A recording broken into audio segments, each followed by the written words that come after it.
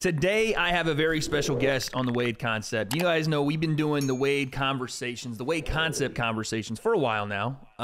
But today, I have a very special guest. He is the current reigning, defending champion in one championship, flyweight division.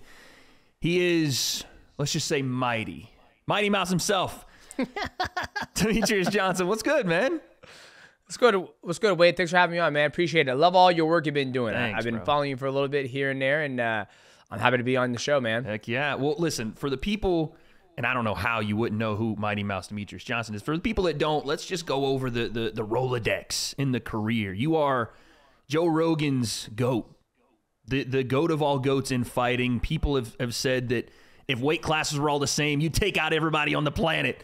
Potentially the greatest fighter ever, and you did it across multiple platforms. WEC, the UFC for 6 years. Let's not forget that. Champion for 6 years, son. Undefeated. Well, we had some fights in there, but undisputed champion. Then the biggest trade in MMA history happens. The only trade that I remember in MMA history happening. You go to one championship, and then you just replicate that, man. You've had a storied career, and I just want to say, you said you're a big fan of me. Dude, we're all big fans of you. This is incredible for me, man. So honored to have you on the show. I just want you to kind of talk through what's been a storied career for you, man. How has this happened to one Mighty Mouse? Yeah, you know, it started off me once I got out of high school. I wanted to do something active, and then I saw The Ultimate Fighter, and I saw, you know, the Rashad Evans season, and I saw him doing this a competition in order to win. If he won it, he got to pick and choose who he got to fight. And, you know, that was the stakes back in the day, right? You win the Ultimate Fighter, you get to go and fight for the belt. Yeah, but this was like a competition. Well, it's a competition, but inside of the competition, there's other competition to see who's going to fight who. Where it's like, oh, Rashad Evans won this competition, then he gets to decide I'm going to do this or whatever. Right. But I saw him working out, and they were doing exercise. So I was like, man, it looks like I can do that too. So I went to the gym. I started punching and kicking the bag. A gentleman by Reese Andy saw me, and I knew him through wrestling in high school. He goes, you want to know how to fight? And I said, sure. And then I started taking classes, and then at AMC, it's one of their satellite schools. Yep. Started doing that. The next thing you know, had my first amateur fight, won that, second, third, fourth, kept on winning. Did jiu-jitsu tournaments, kept on winning those. And then next thing you know, I was in Alaska, and I ended up knocking a guy out with a head kick. And WEC, the matchmaker, Sean Shelby, spotted me, and that's how I got my first, you know, contract to the big show.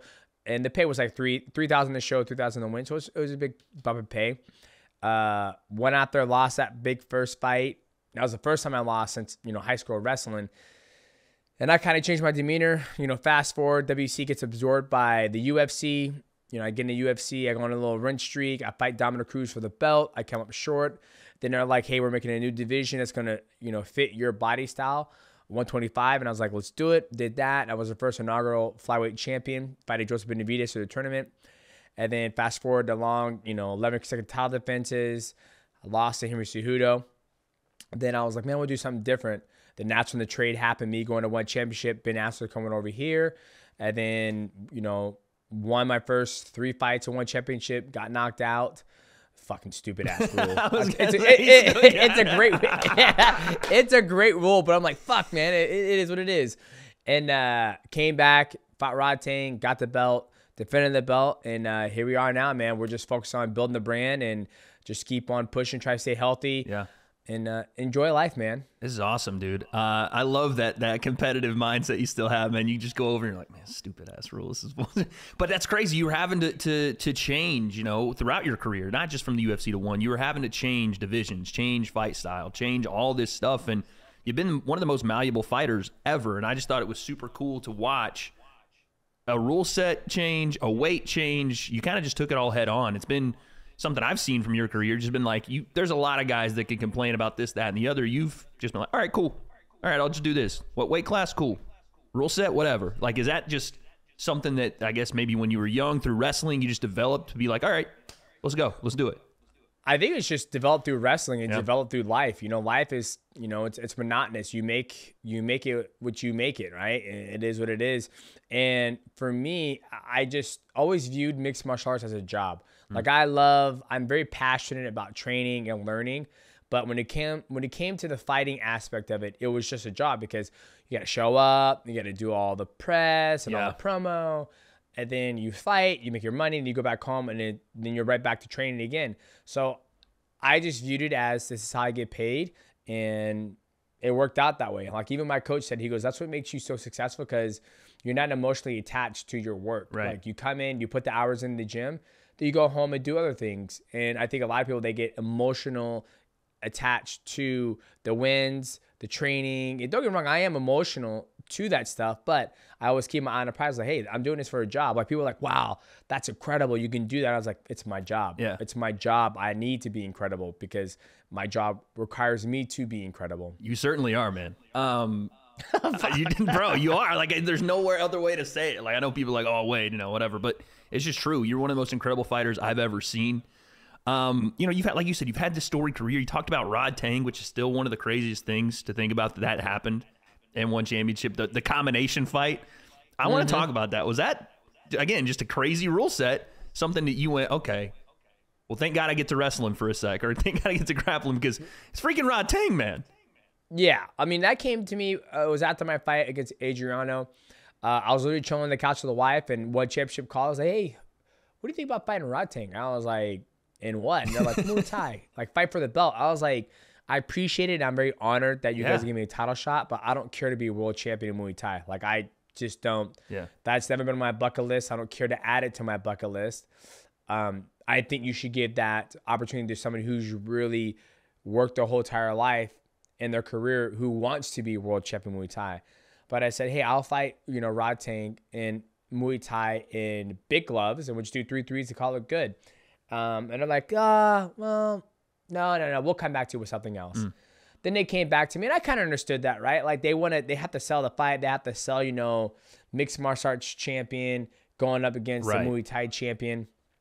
And then they came back with the mixed rules fight. I was like, how would we do mixed rules? First round Muay Thai, second round MMA, third round Muay Thai, fourth round MMA. I was like, okay, sounds good to me. Let's make it happen.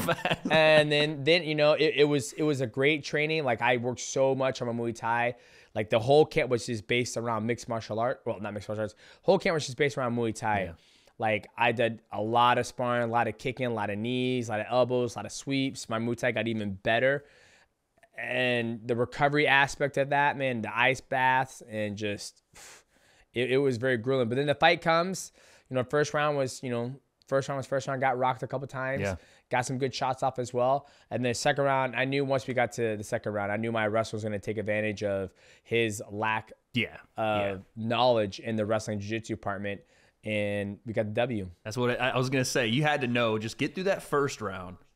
Try to take as little damage as possible, and this is GG's. Like, you had to know, okay, this is what... Because, again, Muay Thai is an art I love as well. It's kind of where my base is, but we don't mess with wrestlers, dog. You know what I'm saying? We don't mess with you guys like, yo, it's not something fun for us. But that was one of your more memorable fights, obviously. But I want to ask you, what was the most memorable? Because a lot of people talk about the Ray Borg fight, which was insane. The video game suplex into the armbar, which is still crazy to this day. But what's the most memorable one? What's the one you look back on and go, that's my favorite fight? Man, I would have to say, to be honest with you, it would probably have to be there's so many of them. So many great moments in all my fights. I'll probably say the Adriano 2. Me landing that flying knee, like a walk-off. Everybody has amazing careers, and you look at like what people have done, like Muhammad Ali, Floyd Mayweather, Deontay Wilder. I mean, the list just goes on. Manny Pacquiao. You always want to have a knockout where you just knock somebody out cold and you just walk off, right? And I was able to achieve that. I've done head kicks before and knock people out, but I think that one was kind of like the cherry on top against an amazing athlete in person, Adriano. I mean, he knocked me out the first time, and now I got to knock him out with that cool stalking, stalking in real time and throwing a knee. It was just, like when I hit that, I was like, that's what I'm fucking. I was like, gee. Walked off, and I told you, man, we the best. We the best out here. So it was good. It was a hype fight. Yeah. A lot of people at the age of, I was 36. Yeah. They say people who win world championship, they only, and it's funny, they only do it for the UFC caliber guys. But it's like people at the age of 35 and above who win world championships at that age is like I think it's like 0-5. Yeah, like, they just put that just stat out. Like champions at 35 plus start to like at the lower weight classes, like anything under like heavyweight, start to just fall off a cliff, man. So that makes what you did even more impressive.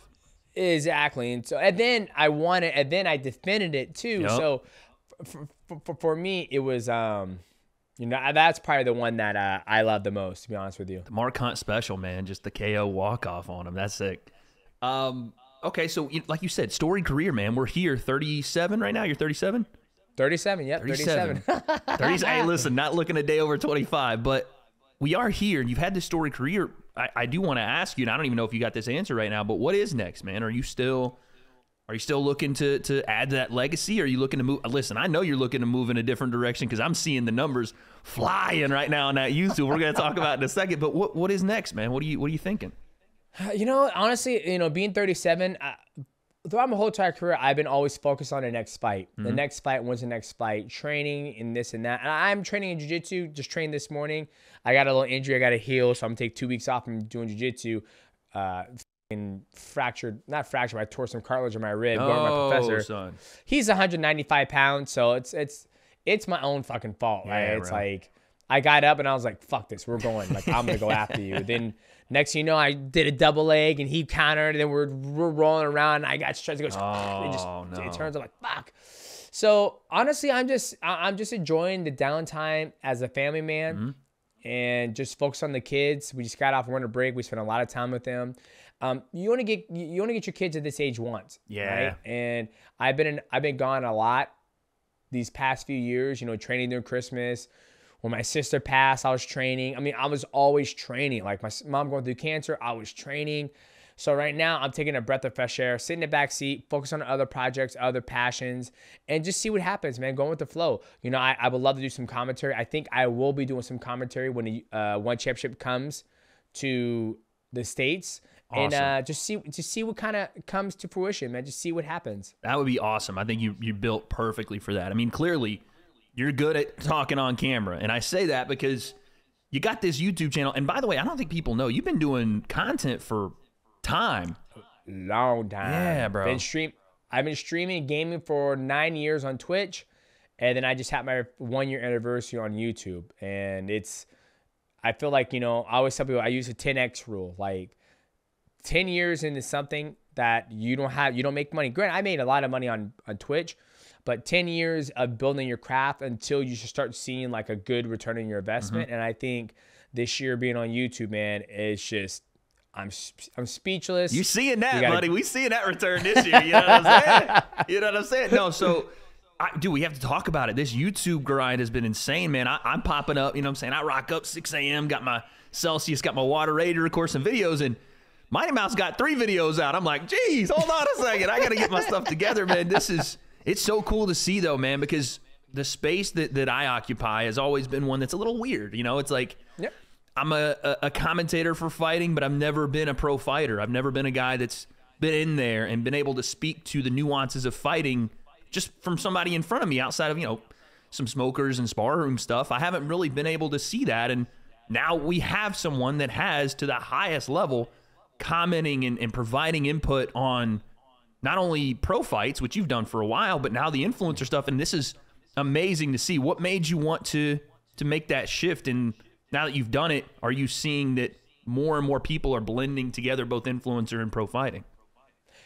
Yeah, absolutely. I think the biggest thing when I switched over to YouTube, I just felt like Twitch was dying. Yeah. In my opinion, for me, right? Like I grind so much on Twitch where, it just didn't make sense financially and time-wise. Yeah. And so I was like, you know what? Like, I'm going to go to YouTube and just give this a shot and see what happens. I already had a YouTube channel, but I kind of went away from it because it just wasn't, I wasn't 100%. And then I was like, I'm going to go 100% on YouTube. Like, I'm going to start streaming on here, gaming on here. And then someone said, man, you should start reacting to videos. I was like, I don't want to do that. I don't want to talk about people fighting. And then somebody showed me a street beef. And I was like, oh, what is this? And I started reacting to street beef. And I saw the views. People kept on commenting, commenting. Like, first view was 20,000. Then it was like 45, then 100, then 200, then 600, then 1 million. I'm like, okay, we got something here. And for the longest time, up to like 200 and like, my YouTube channel was at maybe 65,000. And then when I, kind of went balls deep into it, then I got it up all the way up to 255,000 by myself, by editing the videos. You were editing your videos. I was editing my videos. I was doing the thumbnails. I was doing everything on my own. That's dedication. And then it came to a point in time I was like, okay, I think it's time to hire a producer. For sure. Yeah. That's when I met Michael, my producer now. We brought on a thumbnail artist. We have 2 guys who do social media who helps with the edits. Now it's a full-blown, like I tell the wife, like this is a 6-figure studio right now. Like we're bringing in the money. Yeah. And as you're bringing money, you got to reinvest back into the product to keep on making it going good. And that's what we're doing now, and that's why the numbers are speaking for itself. And as you know, YouTube is a very, very niche platform. Right. You know what I mean? Right. Like I can post like, hey guys, what's going on? What's going on, guys? Demetrius Johnson here. Let me walk you through my diet.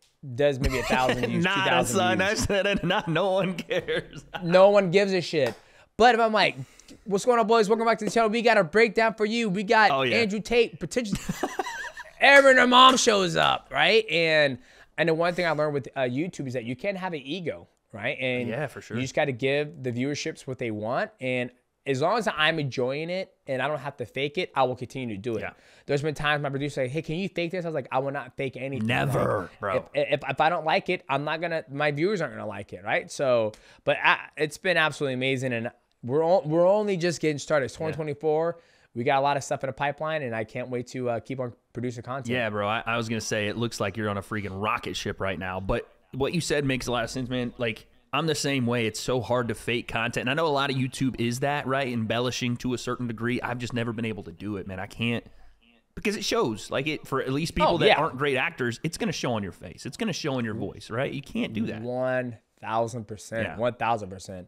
And that's why, like, I love me and my producer. We have a great relationship where it's like, dude, like, I think like we'll go back and forth. Like, no, I think this is good. No, I think we should do this, right? Like we both have the same equal say so in the channel, right? Because I brought him on for a reason. I brought him on to help guide me in a way to do things, and he enjoys it because I have no ego and I just do all. That's what I was going to say, bro. Like you have zero ego to be able to have someone tell you, nah, we're not, like, this isn't going to work. Let's do it this way. I struggle with that. I have my team and they'll tell me something. I'm like, nah, fuck all that. We're doing this. You know what I'm saying? And it'll go terribly. And they're like, well, I told you. I'm like, yeah, you did. So you even knowing that right now is going to help you with content, like through the next, I don't know how many years you decide to do it. But what I wanted to talk to you about too is, you know, you got into this YouTube space now. Are you getting a taste of kind of how the YouTube communities have built themselves around like specific people? For example, the Jake and KSI thing. I know that you've been all of a sudden wrapped into this. Have you started to see the team building of both sides of the community? Absolutely. Like when I broke down Andrew Tate and Logan Paul, the whole dynamic of the 2v2s. Yeah, and I always try to look at the standpoint, or when I look at fights, I look at it as a non-biased. I'm on a Tate's team. I'm not on Paul's team. I look at it as a martial artist. Like, hey, this guy does this really good. Oh, this guy does this really good. And some of the communities are like, oh, you're just a Paul hater. Oh, you're just a Tate hater. I was like, no, I'm not, guys. Like, I like both guys. They're both great guys. Like, I have nothing bad to say about one of them, right? But I see them coming after me, but they also respect my honest opinion on the situation, right? That's why I think I hold no allegiance to no one. Facts. You know, I don't owe Jake Paul anything, and I don't owe Andrew Tate anything, right? All I owe is the audience and the subscribers my honest opinion, and that's what I give. And I have a great time breaking the fights down, and you know, it's a concept. Yeah. Hypothetically, if these two, you know, the Paul brothers and the Tate brothers were to fight the influencers, this is what I think would happen. This is what I think who has an advantage. This is what I think who's gone through way more fighting than the other guy, right? And so far, like I said, it's working out. Yeah, dude, you're killing it. And I think that's one thing that people don't get is that regardless what you say, when you have an opinion about something, you're always going to get one side or the other going kind of crazy. But for you, like you said, you have an unbiased take on it because you just a martial artist, bro. This is what my eyes see. So speaking of that, we had a little interaction, kind of why we're here today, but I've been following the channel obviously for a while, and a lot of people had said, oh, here's a clip of DJ saying KSI is gonna beat Jake. Here it is. And I went, I was on stream and I went, oh, okay, let me take a look.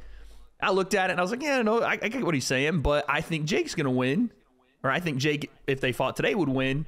And now I got you here. I want to talk about it, man. Again, this is almost the lowest hanging fruit because I'm talking to one of the greatest fighters ever about Jake and KSI. I feel like an idiot. But let's talk about this. Jake and KSI, what do you see right now as it sits if this fight were to happen? One, as I take a look at it right now. So one, I believe Jake is bigger than KSI, correct? By I would say a good amount now because he just fought Andre August at 199. Jake's never been that heavy, but I'm like, this is where I think they're going to stay. And KSI, 175. 175. Yeah. So Jake has the weight advantage, so which means he can absorb more punches from KSI. Yeah. KSI is gonna be faster, which I feel KSI is faster. KSI has that Prince Hazim movement where he bounces up and down with his hands down. And the biggest thing when I look at the boxing influence, when I look at KSI, when I look at Jake Paul, those guys have a certain way of style where I can tell they haven't gone through 30, 40 amateur fights as a boxer. Right? Like they don't wade forward. They don't do certain things like pop, pop, pop, boom, and move. Like they don't have that quick inertia where they can generate that power because they haven't had to, because these guys are adults. I mean, Jake's like what, 26, 27? Yeah. They're still, they're young adults. They're not, they didn't, you know, when they're 18, 19, 20, 21, they weren't doing the shit I was doing in the gym where you're learning how to transfer the weight and build that inertia. So I think KSI is more athletic than Jake Paul, but Jake Paul is bigger. And to those guys, I think KSI can find the shot, right? When I was breaking down their videos, like they're both great. I just feel KSI understands a little bit more. I feel Jake Paul, he understands, but you know, it's a hard, man. Like it's tough to describe because both, like you said, both guys are not on a level that it's clear to say, wow, this is what the sweet science is, right? They're still learning. Yes. You know what I mean? Yes. Like don't get me wrong, like Jake Paul knocking out Andre August. That was crazy, huh? That was good. But I went back and watched Andre's fight way in the past, and he was doing the exact same thing. it. Yeah, I was gonna say you called that.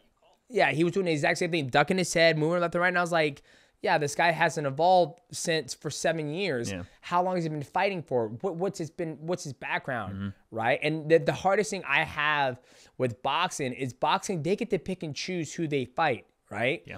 And that's why I said, I think these guys, if they want to take it legit, if they want to take it seriously, they don't want to, they don't have to because they make all this money by calling the shots. But it's like, hey, have a legit boxing organization, not the Zone. I mean, the Zone's legit, whatever. But have like here on this broadcast, the Zone is super legit. This is they're an amazing company. I just want to make sure I say that. The Zone's an amazing company.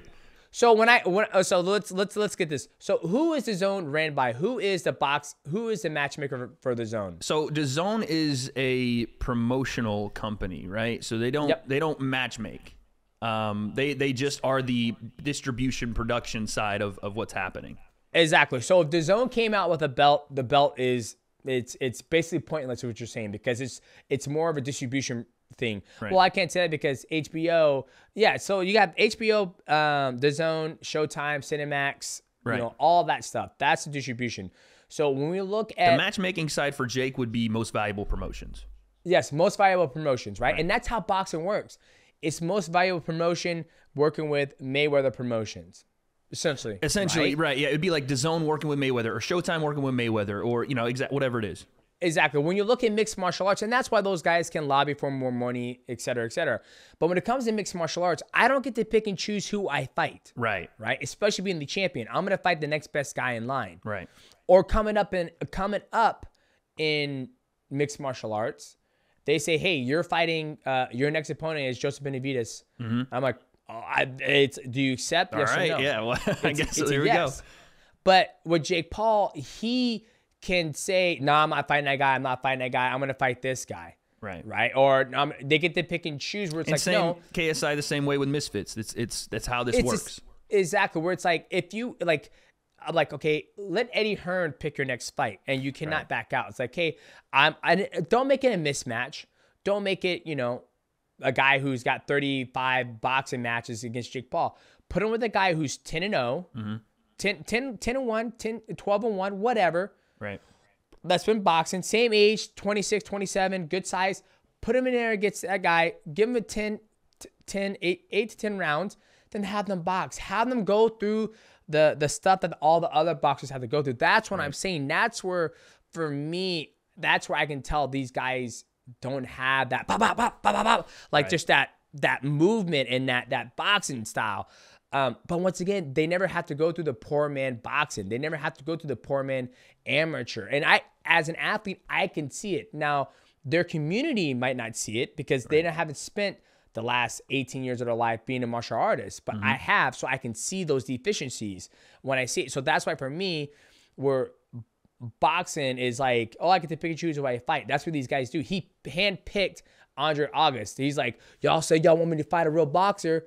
You scurred the internet and you're like, this guy hasn't boxed in fucking 5 years. I fight him. Well, he did. To be fair to Andre, he had a fight that August before Jake fought him again. He had fought one more time in 4 years. But I will say this. You talk about poor man's boxing. Yes. Jake has decided, and I do want to get your opinion on this, to do a more traditional route, starting with Andre, right? Like, he's going to fight again here in March. Yep. In Puerto Rico on Amanda Serrano's undercard. Yep. Apparently, they've sent out contracts. The guy is trying to take more legitimate opponents every single time he fights. I love it. I think it's a great move. Do you think there is the path he's going down? Do you think it's going to take away from the KSI fight? Because I always think it's there, but if Jake continues to fight bigger and bigger competition at a bigger weight, where does that leave us with that fight? I don't think the Jake Paul and KSI fight needs to happen. Oh, my Lord, that's a bomb right there. It doesn't need to happen. Why does it need to happen? I think, but so from somebody that has been, covering this community for a while, it is almost like this community's Manny and Floyd. Like, if it never happens, we'll be disappointed. But if we wait too long, it may not be the fight that we thought it could be. Well, I think my mindset with this is that let's have Jake Paul go on his adventure and have KSI go on his adventure.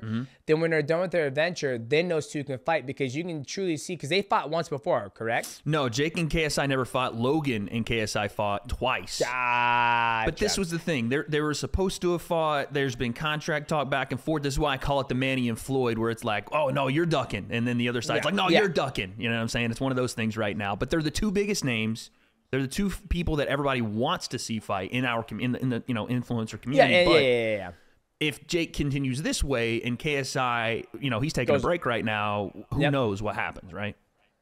Yeah, honestly, I think I like Jake taking it more seriously, going off and fighting guys and try to get himself away from always fighting the influencer boxers or other guys. I like it because that fight's always going to be there. Those guys are young. Those guys can fight when they're 30. They can fight when they're 35, right? They're always going to have that following or whatnot. But I think them not fighting now, I don't think it might hurt the community or whatever, but the people who are true fans of these guys, they'll follow their career. And then let's say they both keep getting better. Then when they fight, you're not just going to get the YouTube community. You're also going to get the legit boxing community tuning into it. So anything, they're just both building their brands in their own separate way without each other. And then they're going to come together and be a huge powerhouse. If the fight happens today, whenever, who does Demetrius Johnson think wins and how? I think right now, what size, I'm going to go with. Let's say it's 8 to 10 rounds, right? 8-10 rounds. Let's say they do it at 185, maybe 182. I don't know. You have to get in the middle there, right? Okay, yeah, get in the middle there. So then it's like, is there a rehydration clause? Is there all this bullshit? Right. You got to do all the other clause, stuff, right. So you know what? If I had to go at that 185, so KSI is coming up. It's got to come up, yeah. I'll give it to KSI because he should have the cardio advantage. Jake Paul's going to have to suck down to 185. Yeah. Typically, Jake Paul does kind of fade at the end of the rounds. He's not as explosive. And either is KSI. KSI does blow his wad when he's doing that in and out, bouncing back and forth. So I'm going to go KSI because he doesn't have to suck the weight and go up. I'll counter you because, while Jake does, in some fights have a little bit of that period where he's, especially the Tommy Fury fight where he's trying to figure it out, he has a lot of knockdowns late in his fights. And he's the only guy out of the two of them that's gone past 6 rounds right now. Yeah. You know what I'm saying? So it is Jake, in my opinion, whatever weight, his cardio has been shown. And KSI, like you said, doing that style is insane. I know you know this from MMA. Him bouncing for 6 rounds is fucking crazy. Yeah. When he's more of a stock-in, like a panther, and he's moving forward and out, it's way more efficient. He gets way more bang for his buck when he goes that style. But he can go back and forth. That's what you want. You want to be able to go back and forth and be able to understand how to turn it on and how to turn it off. That's where I think he has more athletic ability than Jake Paul, because KSI knows how to play on the feet and just move. He has good rhythm when he does it, for sure. Yeah, and where Jake Paul is more traditional. I block down and I come forward and I leave behind my jab. He throws the jab. He's very long and rangy and explosive with the jab. So it'll be a great fight when it does. But it's gonna be fun. Right now, if I had to throw money down on it, I'll probably go with KSI just because he's a smaller guy. He goes in and out. But that's the hardest thing, is that I haven't seen these guys go through the ringer where it's like, what happens when it's the 10th round and they're both fucking exhausted? Like, who's gonna step around and do an uppercut? You know, I mean, I will give Jake Paul the knockout power. Jake put down Anderson in round 8, put Nate down in 5, and then went 10 with Nate. You know what I mean? Yep. So he's been through it, but not maybe with the level of competition you want to see yet in the boxing style, you know? Yes, absolutely. You hit it spot on, and here's the thing. Jake is doing this and he's making a lot of money, right? So they said like 42 million last year, which is nuts. And when I mean he didn't have to go through the poor man boxing, he didn't do the amateurs. He didn't go through a regional scene. He didn't win a regional belt. He didn't have to go 50. And he's had access. And this is, I tell people, I was like, if I can take anybody on the street, I can take 20 dudes on the street and give them the same exact training Jake Paul had, they're going to be something. They're going to get better for sure. They're going to succeed, right? It's Jake Paul had access to the best, and KSI. This is not just Jake Paul. Just any influencer with that amount of money is going to have access to ridiculous standards, Exactly. So when I was doing it, I was working 40 hours a week. We figured it out, buddy. Yeah, I was like, okay, I fought. I broke my hand. Okay, I'm at work with a fucking pin in my hand trying to run things. Like, they didn't have to go through that. They didn't have to go through that struggle, right? So when I did, I was built different, where I see someone, I was like, he hasn't gone to that struggle. He's been not hand fed, but it's like, Jake, do you need a massage? Which is all fine and dandy, but I can see differences and whatnot. Yeah, well, of course. But you can't replicate what a fighter's journey has been if they started at a certain age. You know, Canelo beating up guys in bad gyms at 15 years old. Like, you can't replicate that. You can't. They're trying to do is just get the maximum, and for fair play to Jake, I think he's trying to go a bit further, but get the maximum out of what they have now, right? Yep. And build themselves into the best they can be in a short period. That's all you can really do. Absolutely. Yep. And I love that. And like I said, guys, I'm not everybody created, he's just a fucking hater. I was like, no, I'm not a hater. At all. I'm just telling you how it is, showing how I see it. It's like, what it is from a fighter's perspective, which is something we don't get, which is why I think this is so cool. Like, I can sit here and go, well, actually, Jake did that. Like, I'm a nerd. You know what I'm saying? I'm a goofy-ass nerd. But a guy that's actually done this and been through the tough journey can go, you know what? Yeah, fair play for what they're doing, but this is why I think the way I think. This is what I went through. I love that. Absolutely. I love that shit. So when we're talking about this whole content side of things, the influencer boxing side, you talk about doing some commentary, right? Yep, absolutely. Would you ever want to do some of that on the influencer side? Would that be something that would? Yeah, absolutely. If as long as my contractor allowed me to, if one championship was like, hey, like if the zone reached out to me and goes, hey man, we see you're coming to influencer boxing, we would love to bring you out to commentate.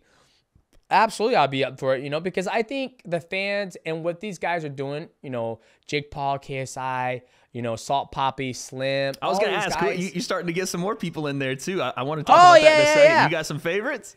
Oh, I like Salt Poppy. I think out of all of them. Hey, DJ, you know what I'm saying? Him and Slim, they're kind of cold, you know what I mean? Yeah. That fight, Slim and Salt Poppy was a great fight. I feel like Salt Poppy is probably the one that's impressed me the most because the body transformation, he actually understands, like, his boxing's he's got a natural gift. He's naturally very talented. You can see he's like pop, pop, pop. Like, his rhythm is really good. So I mean, I follow it a lot. you know, the Dylan Dennis and Logan Paul and all, I follow all that stuff. So if they're like, hey, could you come out here and, you know, commentate? We'd love to have an aspect of a mixed martial artist, right? Because I know they've had, you know, professional boxers do some commentating out there. I believe. Yeah, they had Eubank Jr., had Tyron Woodley. They've had, dude, I got to commentate side by side with Darren Barker, which is insane. I got to do that. But yeah, they've had Sean Porter, Alicia Baumgartner, so they have tried to build around that. But the reason I ask is because I haven't had in-depth conversations with people that know how to respond to me about this. Like I could talk to those people and bring KSI and Jacob and Slim and Salt Poppy, and they'd go, "What? Like who?" But you're able to bounce it back and forth, and I think that would be great for them if they wanted to go that route. But yeah, man, I think that would be super dope. But you know, we were talking about all the influencer stuff and. I know that there's one guy out there, and I wanted to ask you about this. What's going on with this Bradley Martin thing? Is this happening, dude? Is this happening, bro? Because I met Bradley. I sat in the seat. He did the whole, you know, I could beat John Jones in a street fight thing. Is this, I know Shab was trying to reach out and set something up. Is there anything happening with you and Bradley Martin?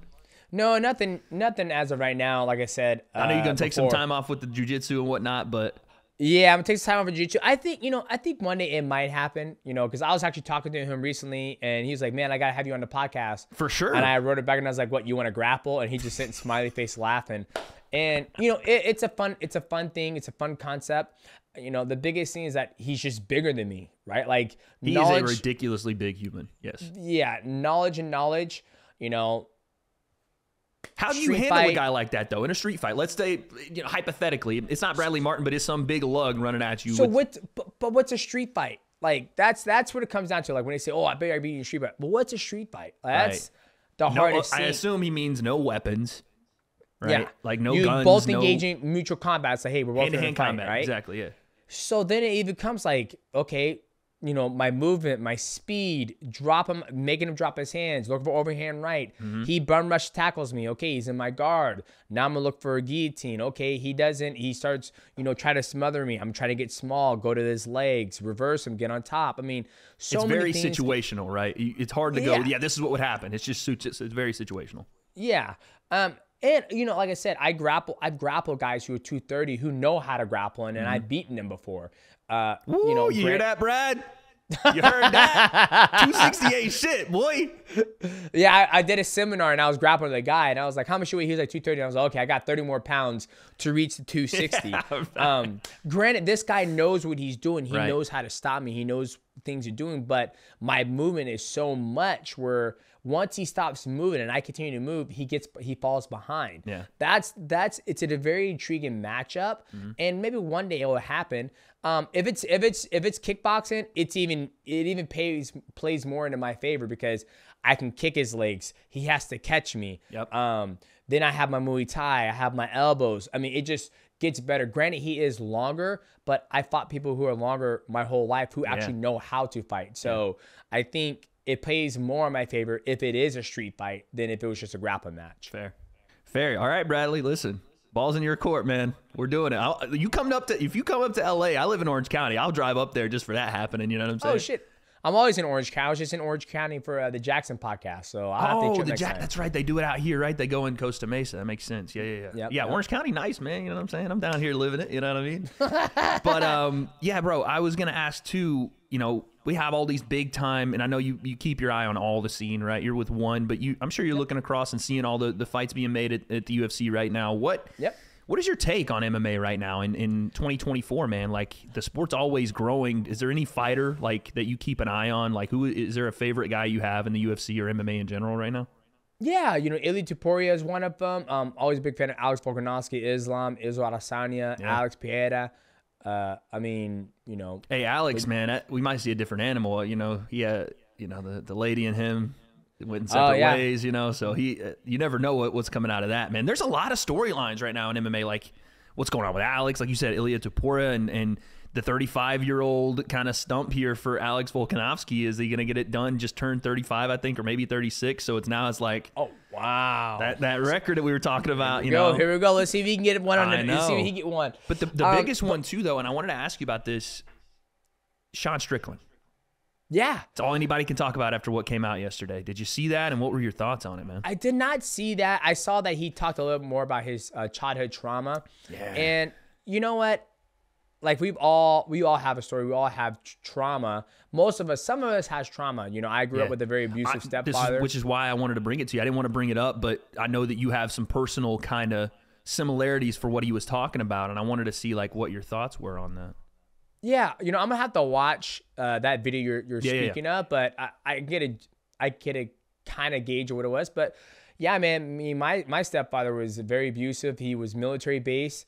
I mean, and it was just over stupid shit. Yeah. Right? Like when you're 8 and 9 years old and you wake up on a Saturday morning, you want to watch fucking Godzilla, you know, the old school like and you get up with your brother and we start watching it, and then your dad comes out and he fucking yells at you, hits you, then tells you to stand in the corner until I wake up. Then you can watch TV. It's like, it's crazy. You know, me being a father now, it's like, what was he trying to prove at that time? Like, what was he trying to prove? Like, there would be times we'd play video games, Street Fighter 2 on Super Nintendo.